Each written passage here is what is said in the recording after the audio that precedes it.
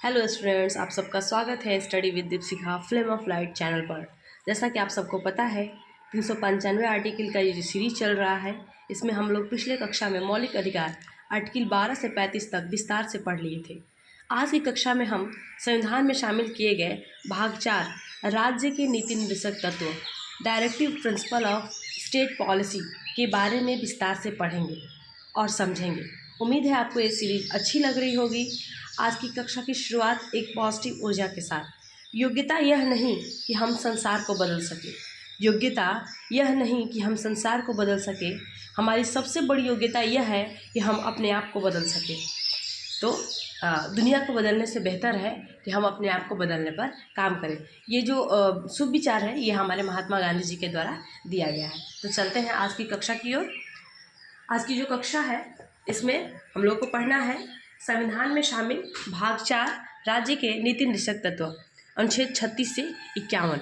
DPSP भी इसको हम लोग बोलते हैं, जिसको इंग्लिश में directive principle of state policy कहते हैं। जो है, आपसे सबसे पहला सवाल ये दिमाग में उपजता होगा कि आखिर हमने इस चीज़ की प्रेरणा किस देश से ली है? तो आयरलैंड से ली है। हर एक एग्ज़ाम में लगभग पूछी जाती है कि डीपीएसपी की प्रेरणा हम किससे लिए हैं? तो आयरलैंड से लिए हैं। कल्याणकारी राज्य की संकल्पना का समावेश राज्य के नीति निर्देशक तत्वों में किया गया है। आपसे पूछता है कि कल्याणकारी राज्य की संकल्पना का समावेश किस में किया गया है? तो राज्य के नीति निर्देशक तत्वों में किया गया है। आर्टिकल 36 राज्य की परिभाषा, डिफिनेशन ऑफ स्टेट की बात करता है। आर्टिकल 36 किसकी बात करता है? राज्य की परिभाषा, डिफिनेशन ऑफ स्टेट। जो हम लोगों ने आर्टिकल 12 में पढ़ा था, है ना, आर्टिकल 12 में पढ़ा था, सेम बात ये आर्टिकल 36 कहता है। आर्टिकल 37 डीपीएसपी की विधिक स्थिति, लीगल स्टेटस ऑफ डीपीएसपी कह रहा है कि डीपीएसपी के लिए आप कोर्ट नहीं जा सकते, लेकिन ये न्याय योग्य नहीं है, नॉन जस्टिसेबल है ना। आप जो है डीपीएसपी के लिए कोर्ट नहीं जा सकते, बल्कि फंडामेंटल के राइट के लिए कोर्ट जा सकते हैं। तो आप ध्यान रखिएगा कि हम लोग जो है इसके लिए कोर्ट नहीं जा सकते, है ना, लेकिन फंडामेंटल राइट के लिए जा सकते हैं। तो आप याद रखिएगा क्या अंतर है, अगर आपसे कभी पूछ दिया जाए तो आप बता देंगे। आर्टिकल 38 जो बात करता है डीपीएसपी में सामाजिक, आर्थिक एवं राजनीतिक न्याय मिलेगा। किस तरह की बात करता है आर्टिकल 38? सामाजिक, आर्थिक और राजनीतिक न्याय एक समान सबको मिलेगा, है ना। आर्टिकल 39 जो हम लोग को बात करता है, कहता है कि 39 का क समान न्याय और निःशुल्क विधिक सहायता, समान कार्य के लिए समान वेतन की व्यवस्था करता है। आपसे एक सवाल पूछ देगा कि पुरुष एवं महिला के लिए इक्वल ऑफ अपॉर्चुनिटी, है ना, इक्वल ऑफ अपॉर्चुनिटी कौन बात करता है? 39A, equal of opportunity, equal of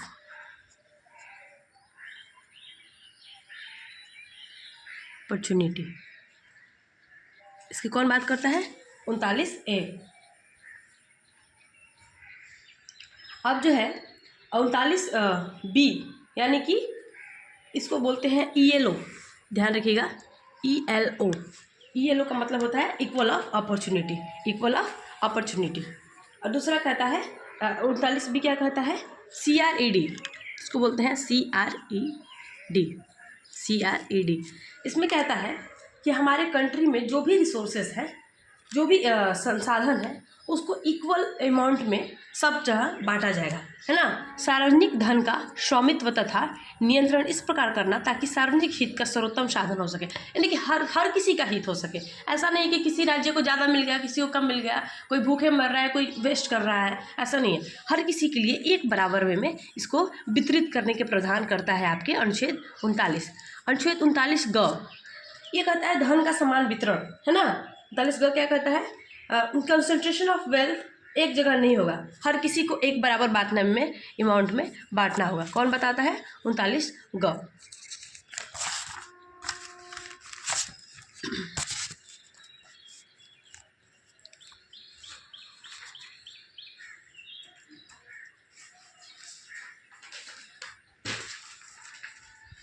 article 40 किसके बारे में बात करता है?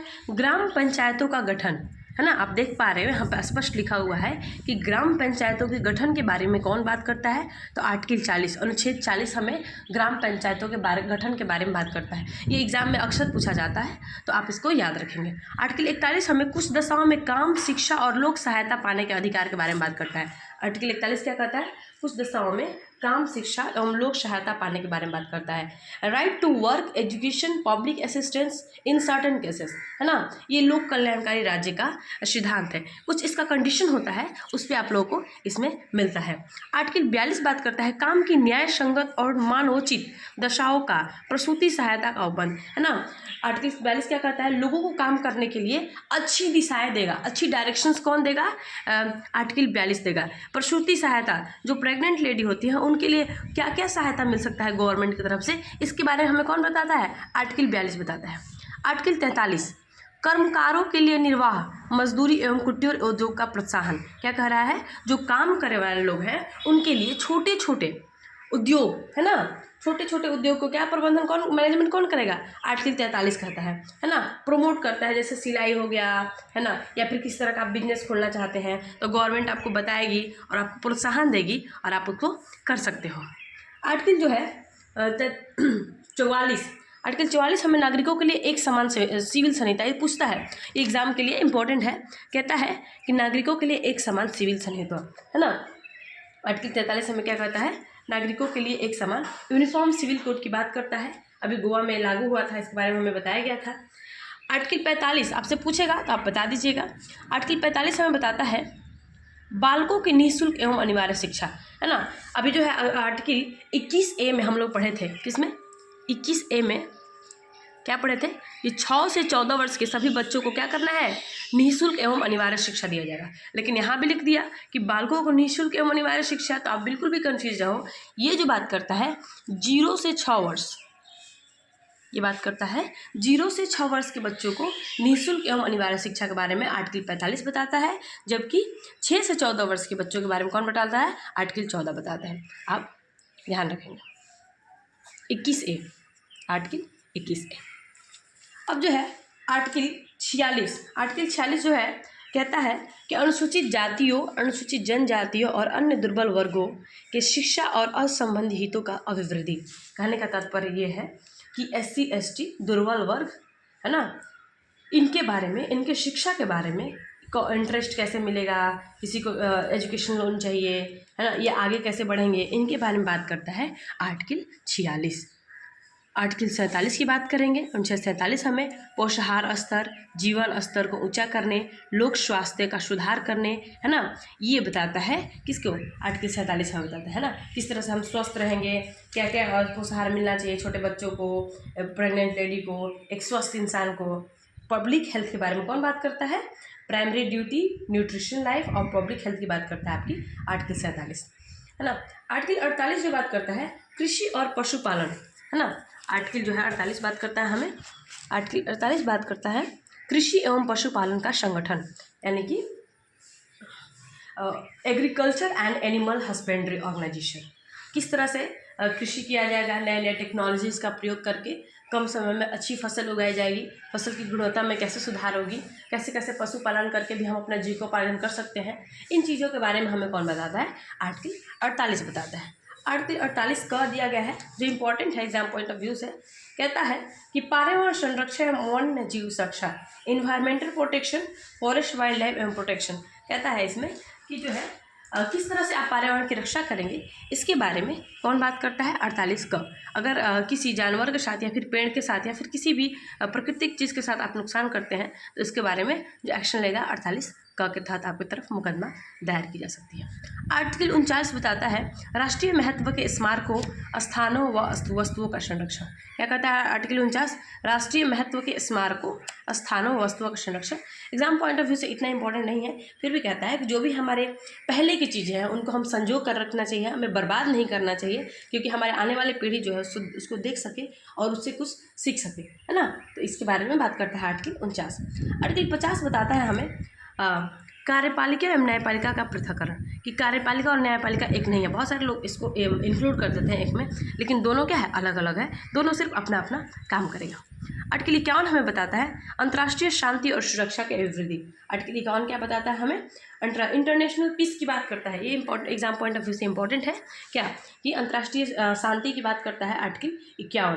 हमारे विदेश नीति का आधार कौन है? आर्टिकल 51A है। आप याद रखेंगे कि आर्टिकल 51 हमारे विदेश नीति का आधार है।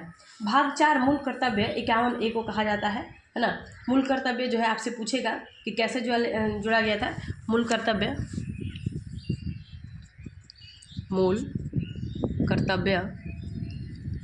ये जो है 42 अमेंडमेंट 1976 है ना। 42 अमेंडमेंट 1976 में जोड़ा गया। और ये जो है सोवियत संघ किससे लिया गया है?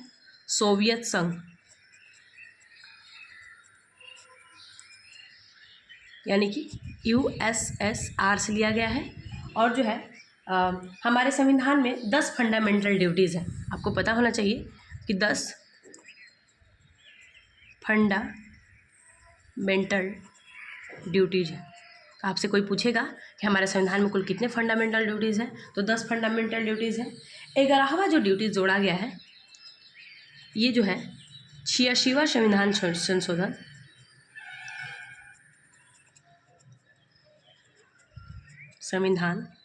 संशोधन 2002 के तहत इसे जोड़ा गया है ना।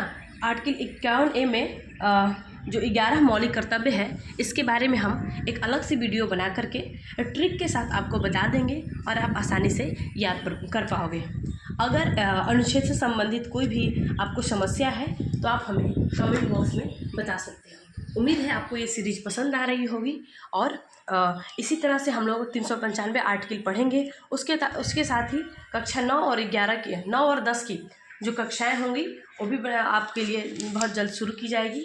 उसके अलावा अगर किसी भी तरह का आपको डाउट है, कोई और विषय पे आप चाहते हैं कि मैं वीडियो बनाऊं और आपको पढ़ाऊं, तो आप हमें कमेंट बॉक्स में ज़रूर बता सकते हैं। स्वस्थ रहें, मस्त रहें और खूब पढ़ें। जय संविधान, जय भारत।